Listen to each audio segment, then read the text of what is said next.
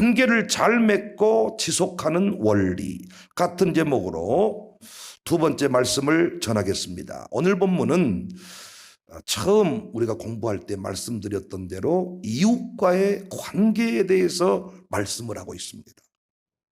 기독교 진리의 핵심 중에 핵심이 이웃사랑, 관계 회복. 그런데 의외로 여전히 기독교인들, 특별히 신앙생활을 오래 했다고 하는 분들도 관계의 어려움을 호소합니다. 교회를 떠나고 늘 교회에서 어려움 만난 분들 보면 어떤 진리 문제 때문 아니고, 진리 문제 때문에 이렇게 서로 이게 아니고 관계 문제입니다. 목사와의 관계, 소그룹에서의 관계, 이런 관계들을 정리 잘 못해서 신앙이 무너지는 경우를 봅니다. 저희 교회는 관계를 잘 맺고 한번 하나님께서 맺어주신 그 관계들을 천국 가는 그날까지 지속하는 그런 성숙한 공동체이기를 원합니다. 사람들과의 관계를 너무 쉽게 이렇게 해버린 분들이 계시는데 결코 승리 못해요.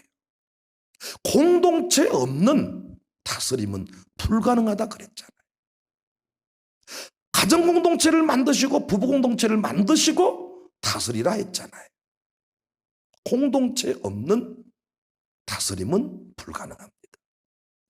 여러분과 제가 이 관계들을 잘 배우고 혹시 여전히 힘들다면 기도 제목을 삼고 훈련해 갔으면 좋겠어요. 관계를 잘 맺고 지속하는 원리. 첫 번째, 두 가지 공부했습니다. 저희가 이건 짚고만 넘어갑니다. 선물한다고 거짓 자랑하지 않아야 된다. 14절. 선물한다고 자랑을 했는데 실제로 선물을 주지 않거나 자랑과 달리 형편없는 선물을 주는 사람들이 있다. 관계를 깨는 일입니다. 관계가 약한 사람들의 특징 중에 하나가 약속을 남발하는 것. 관계를 잘 맺고 싶거든 약속을 남발하지 말자. 두 번째, 관계를 잘 맺고 지속하려면 오래 참아야 한다. 15절, 오래 참으면 관원도 설득할 수 있나니 부드러운 혀는 뼈를 꺾는다. 사랑은 오래 참습니다.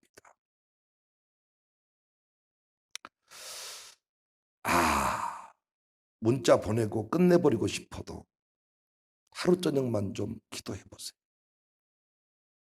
가정교회가 무엇이고 확 그냥 오늘 밤만 한번 참아보시죠. 그럼 내일 아침에 참 문자 안 보내기를 잘했다, 이럴 겁니다. 참는 거예요.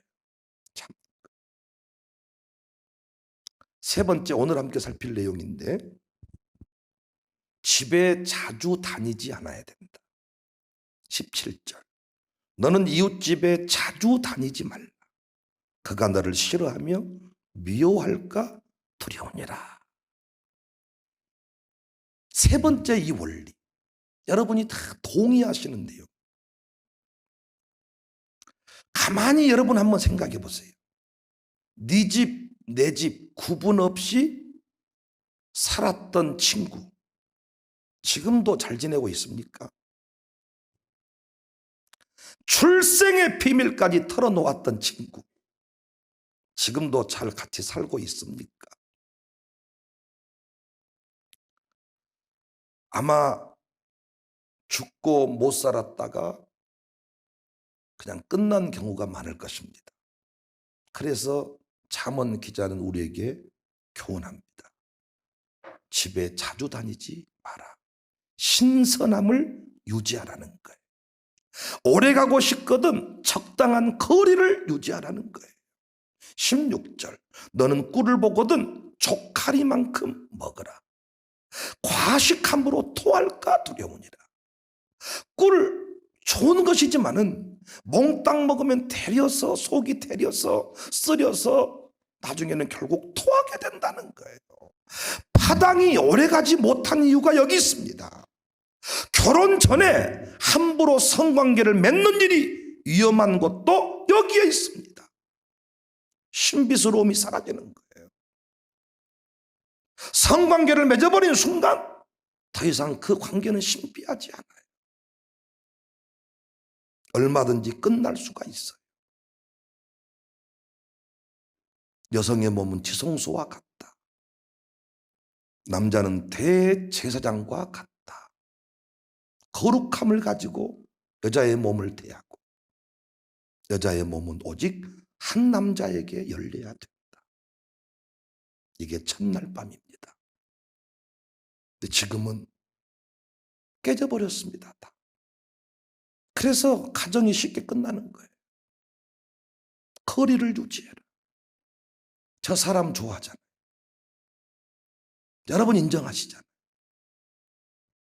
저는 12년 동안 저희 집에 개인적으로 송도가 드나들고 특정인 몇 사람과 모여서 모임을 가져본 적이 없어요. 누구도 우리 집에 오지 않았다는 게 아닙니다. 제가 필요한 경우에는 불러서 식사로 나눈 적이 있습니다. 그러나 그것이 일상이 되고 어떤 특별한 사람들에게만 주어진 선물 이렇게 만들지 않았습니다. 목사 집 드나든 사람 치고 오래간 사람 봤습니까? 사택을 대놓고 다닌 사람 치고 끝까지 가는 거 봤습니까? 목사 집구서 갔다 갔다 해본들 뭘 좋은 것이 얼마나 있겠습니까? 오메 가봤더니 없는 것이 없대. 가봤더니 아주 집구석이 아니대. 차라리 한 번만 못했네. 한 번만 못했어. 아주 사모가 밖에 나올 때는 얼굴이 아주 화장칠하고 때 빼고 강내고 집구석을 가봤더니 오메 귀신 나오게 생겼대. 가봤더니 전자제품이 아주 큰 냉장고 작은 냉장고 중간 냉장고 아주 오메 오지 마시라고. 그러니까 오지 말어.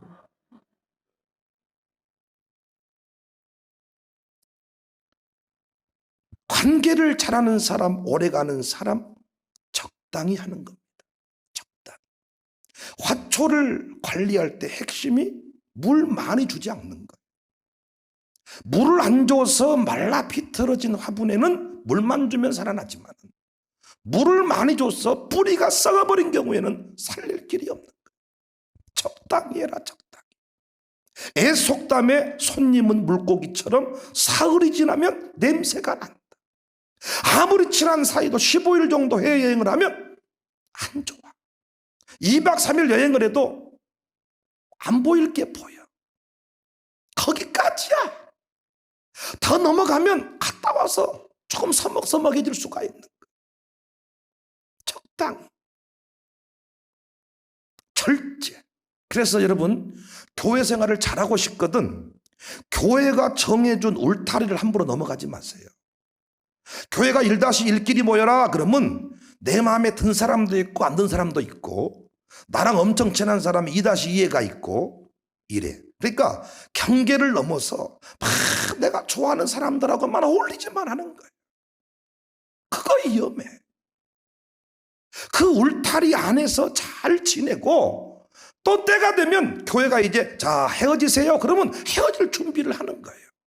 그런데 항상 매년마다 나는 이 가정께 남아있겠습니다. 이 양육사 헤어지면 나는 가정교회 모시고 안 해버리겠습니다.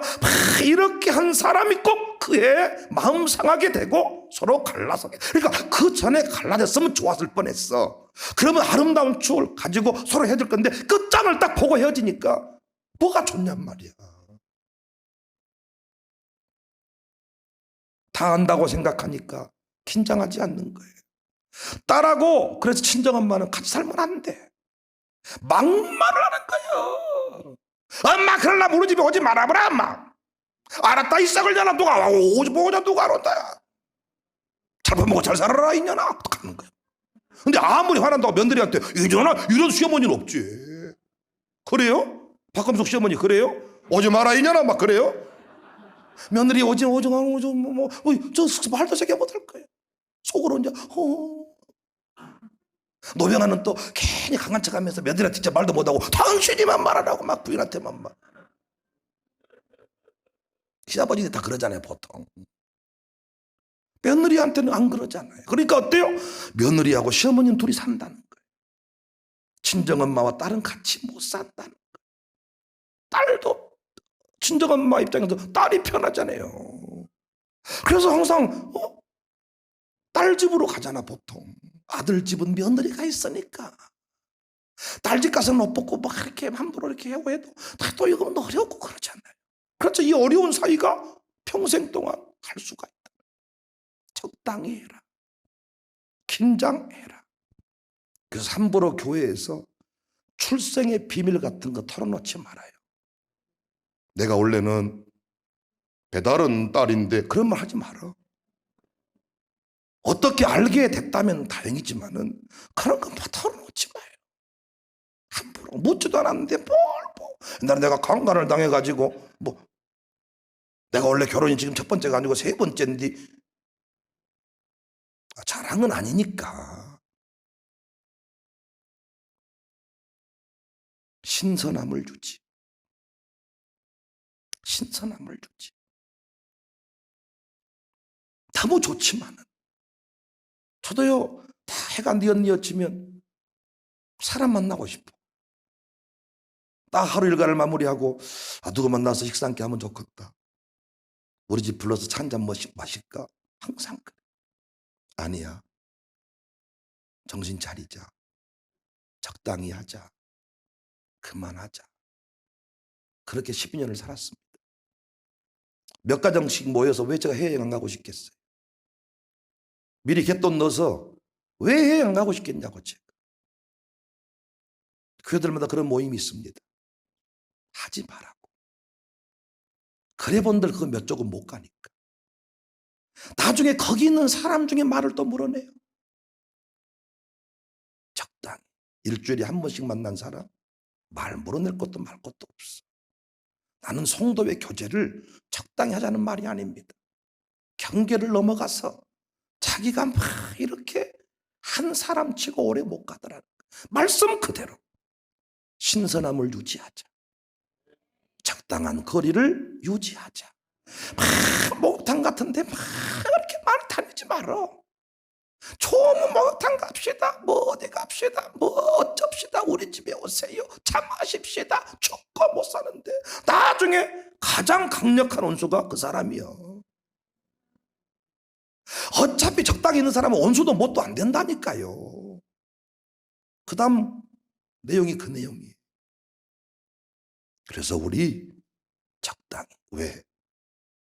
우리 인간들이 별로 알고 보면 좋은 게 별로 없어요, 여러분.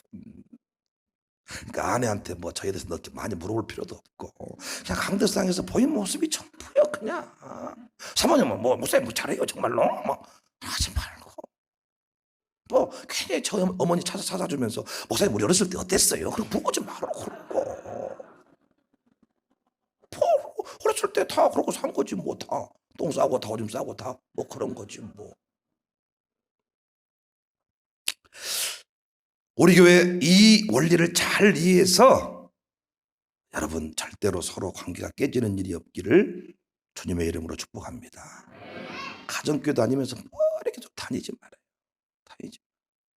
고기 잡았다고 가고 했다고 가고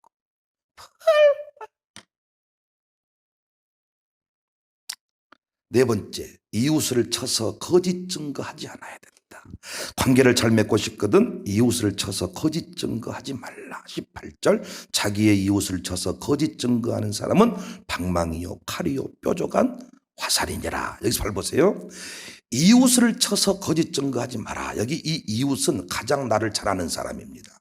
아까 출생의 비밀을 털어놓고 날마다 왔다 갔다 하고 멋이 있네 오소 멋이 어쨌네 가소 날 만나고 아주 그냥 이렇게 먹고 마셨던 그 절친 나의 약점까지도 다 아는 그 사람, 이 사람이 돌아설 때 치명적인 상처를 경험할 수가 있는 거예요. 그래서 최측근이 가장 잔인한 안티가 되는 거예요. 그 교회 부목사님 출신이 가장 그 교회 잔인한 안티가 되는 거예요. 이 부목사가요, 성령으로 충만하면 충신이 되고 일꾼이 되지만은 뒤돌아서면 가장 강력한 안티가 되는 거예요. 저랑 같이 사우나 다니고 제 엉덩이에 난 종기를 바라보고 이렇게 출생의 비밀을 알았던 그 사람들이, 내가 거기에 부목사 몇 년 한 줄 알아? 그 사람이 이런 사람이에요. 노예에서요, 그 부목사가 방귀를 드니까 강력한 안티가 돼. 근데 여기서 무슨 얘기를 하고 있냐? 혹시 사람과 살아가다가 돌아설 수 있지만 그 사람의 약점을 이용하지 말라는 거예요. 제가 굳이 교회를 예를 들어볼게요. 다른 목사와 사랑하며 살았어. 그 목사의 신실한 동역자를 자처하다가 이런저런 일로 교회를 옮겨왔어. 그런데 이 교회에 옮겨와가지고 막 그 섬겼던 담임 목사에 대해서 이 교회에 와서 막 욕하지 말라는 거예요. 이웃을 쳐서 거짓 증거하지 말라는 거야. 그러면 당신이 이 교회에 옮겨온 것에 대해서 어떤 정당한 근거는 만들 수 있겠지만은 여기 있는 담임 목사로부터 마음 사기는 어렵다는 것입니다. 왜? 목사가 알잖아요. 저 사람 저렇게 하는 거 보니까 우리 교회에서도 저렇게 할 수 있게, 그리고 놀랍게 그렇게 한 사람 그렇게 또 가더라고. 여러분이 혹시 다른 사람을 쳐가지고 내가 유익하다고, 내가 대단하다고 말할지 모르겠지만 그런 사람 곁에 충신이 머물러 있지 않습니다. 모든 사람이 그 사람이 나쁜 사람인 줄 다 알고 있는데 이 사람 입술 가운데 그 사람에 대한 험담이 나오지 않고 그 사람에 대한 비방이 나오지 아니할 때 당신의 인격에, 당신의 신앙에 감동을 받아서 당신 곁에 끝까지 머물게 됩니다. 이웃을 쳐서 거짓 증거하지 마라. 나를 떠났다고 그 사람의 약점, 비밀 폭로하는 비열한 사람 되지 마라. 그 사람과 함께 할 때는 죽고 못 살더니 뒤돌아졌다고 그 사람의 약점을 들어. 정치판에서 그런 일 많이 하잖아요. 그런 거 하지 말라는 거예요. 자기 곁에 머물 사람이 없다.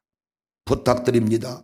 어떻게 하다가 다른 사람의 비밀을 알게 됐고 다른 사람의 약점을 알게 되었다면 절대로 그 비밀, 어떤 일이 있어도 폭로하지 않기를 바랍니다. 우리 교회 다니다가 다른 교회 갔다고 해서 내가 이제 와서 하는 말인데 집사님 그분 엄청 이런 분이었어, 이런 거 하지 말라는 거예요.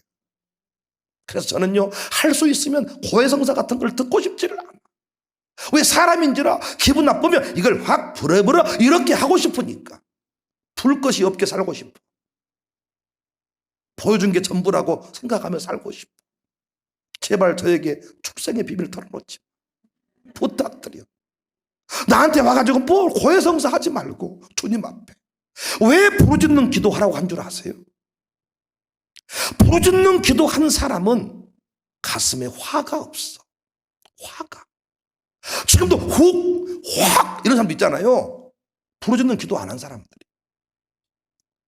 부르짖는 기도를 하라고 한 것은 사람들한테 퍼부어댈 그 감정을 주님 앞에. 제가 설교하다가 화난다고 갑자기 너병아 말 소리 지를 수 있겠어요? 그럼 뭐요? 왜요? 성질을 내겠잖아요. 안 되는 거죠. 그것을 누구한테 하라고? 하나님 앞에. 하나님 그 길이 미끄러지게 하시며 쇠 빠지게 하시며 뒤지게 하시며 조두씨를 읊으라 그랬잖아요. 제가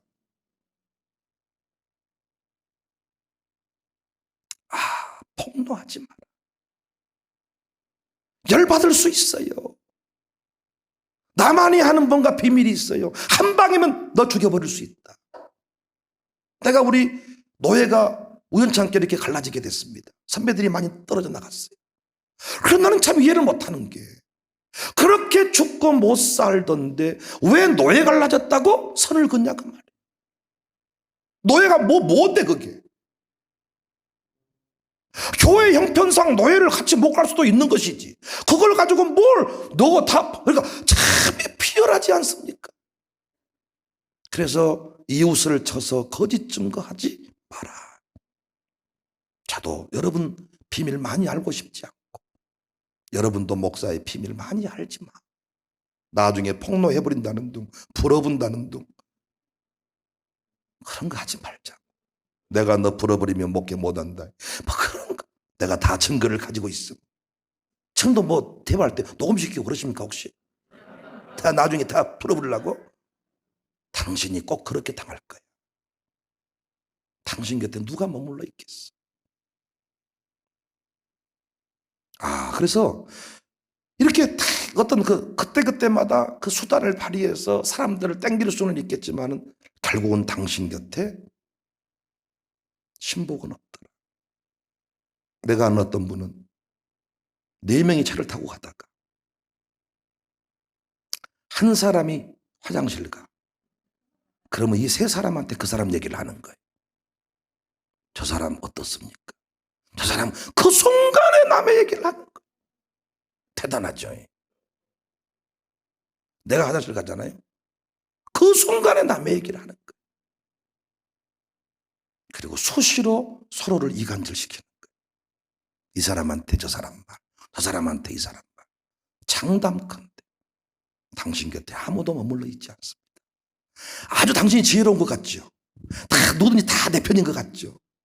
아무도 당신 곁에 없어요. 그래서 이웃을 쳐서 거짓 증거하지 마라.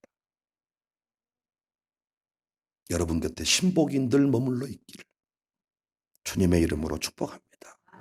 우리 이 땅에 주님 오실 때까지 같이 살기를 원하지만 혹시 헤어졌다고 해서 불어불지 맙시다. 불어불지 마. 무엇을 불어불려고 그러십니까? 난 여러분 뭐 풀 것이 없어. 여러분도 그러니까 뭐 목사에 대해서 뭘 잡으려고 하지 말고 강대상에서 보여준 모습만 보고 살면 돼. 5번째, 마음이 상한 자에게 노래하지 않아야 돼요. 자, 이게 중요한 얘기입니다. 또 20절, 마음이 상한 자에게 노래하는 것은 추운 날에 옷을 벗은 같고 소다 위에 식초를 부음 같으니라. 관계를 잘하는 사람은 뭐냐? 상대방의 감정을 잘 느끼고 그 감정에 맞게 말을 하고 행동을 하는 거예요. 그래서 관계를 잘 맺는 사람은 자기 감정대로 하는 게 아니고 그 상대방의 마음을 살피는 훈련을 해야 돼요. 쉽게 말해서 눈치가 있어야 한다. 그러면 눈치가 영적인 감각이. 두민이가 형들하고 잘 지내기 위해서 형들이 뭘 좋아하는가, 형들이 뭘 싫어하는가, 이걸 나름대로 잘 파악을 해서 그 형들에게 뭔가 어울릴 만한, 형들이 끼워줄 만한 그런 행동들을 하려고 애를 썼다. 그 대화의 주제를 잘 들었다가 집에 와서 그를 살피기도 했다. 물론 이것이 나쁜 쪽으로 흘러가면 문제가 되는 거죠. 왜? 술, 담배를 해야 형들이 끼워주고 친구가 놀아주니까 억지로 술, 담배를 하는 경우, 폭력을 행하는 경우, 이런 경우 나쁜 쪽입니다. 그러나 선한 영향력이라면 이야기는 다르지요. 위대한 설교자의 기본은 무엇으로부터 출발하느냐? 청중을 파악을 해야 돼. 청중을 파악. 본문의 적용이 잘 되려면 성도의 영적인 상태, 마음 상태를 잘 헤아려야 돼요. 늘 기쁨 요양원 설교를 하면서 일반 성도에게 하듯이 하면 안 되겠잖아요. 여러분들에게 설교하면서 요양원 계신 어르신들한테 하는 것처럼 하면 안 되겠잖아요. 여러분의 마음을 잘 해야 돼요. 그러니까 목회가 안 되는 사람은 이것이 안 되는 거예요. 이 파악이 안 되는 거예요. 그럼 어떻게 하면 상대의 마음을 잘 알 수 있냐? 가장 기본적인 것이 관찰을 해야 돼. 관찰을 딱 하는 거예요. 그래서 사랑을 하면 온종일 그 사람 생각만 하거든. 그 사람 생각만. 그러면 딱 보니까 어때? 그 사람은 이 얘기하면 발끈하잖아. 저 사람은 이 얘기하면 좋아하잖아. 우리 교도 어떤 분은요, 자식 얘기만 하면 미쳐 죽는 사람이 있어. 어떤 사람은 반대로 자식 얘기하면 확 튀어나온 사람이 있어. 이걸 빨리빨리 파악을 해서 그것을 잘 컨트롤 해가야 될 텐데 정말 소가지가 없는 분들이 계셔. 미안해, 어른들한테 이런 말 했어.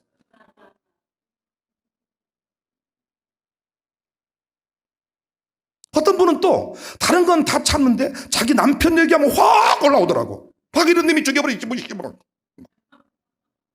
다른 것은 뭐 네 뭐 저거 근데 뭐막 튀어나온 사람이. 저절로 어떤 사람은요 딱 그 부분 딱 건드리면 말을 안 해버리더라고. 갑자기 침묵을 넣어. 분이 싸늘해져 버려. 상대방은 왜 그런지 몰라.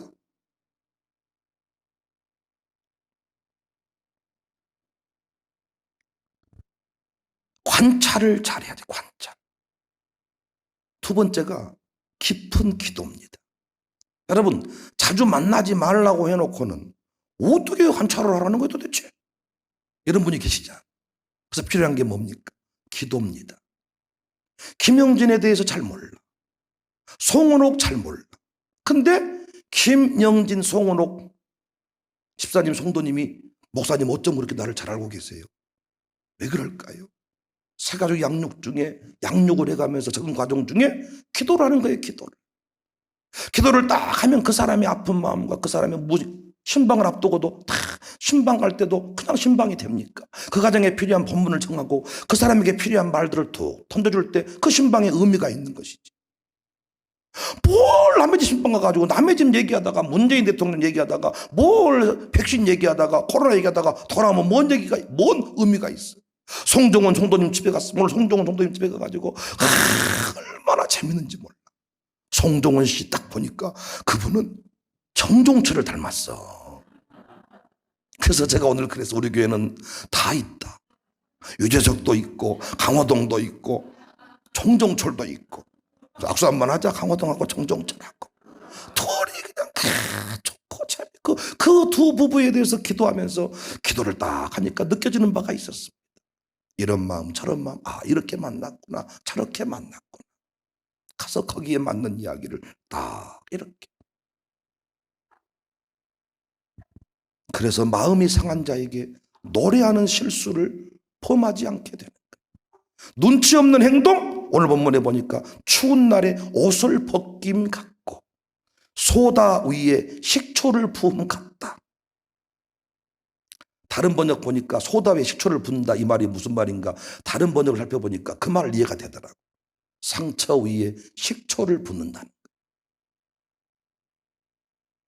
상처 위에 식초 시원하겠죠.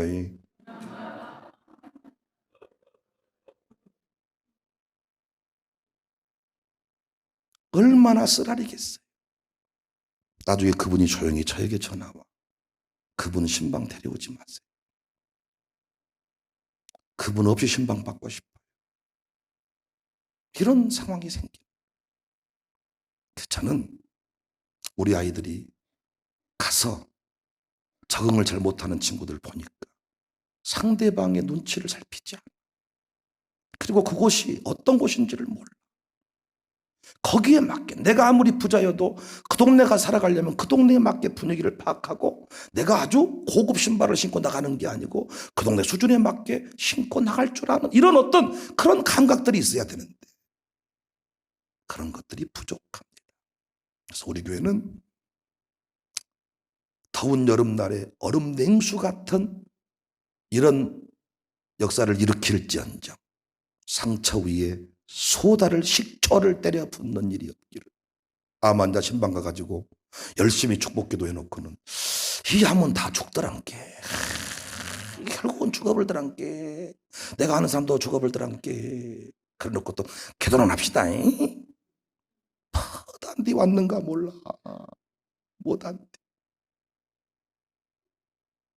추가라고 음식을 차려놨는데 난 이건 안 좋아하는데 난 이거는 못 먹는데 나 살 빼야 쓴디. 못한디 거기는 왔는가 몰라. 못한디. 아픈 마음을 배려하고 자, 그래서 관계를 잘 맺는 제가 설교한 내용들이 저에게 다 뭐 익숙한 내용들 저도 훈련하고 있는 부분 훈련하고 있는 아픈 상처만 끄집어내서 조져버리는 사람이 있어요. 아주 전문이요 전문. 상처 주기 전문. 그 사람 만나면 눈물이 그냥 나와. 열받아서 눈물이 나오고 더러워서 눈물이 나오고. 우리 교회는 아픈 마음을 배려하자. 이번에도 우리 김영진 성도님께서 참 간증하시더라고요.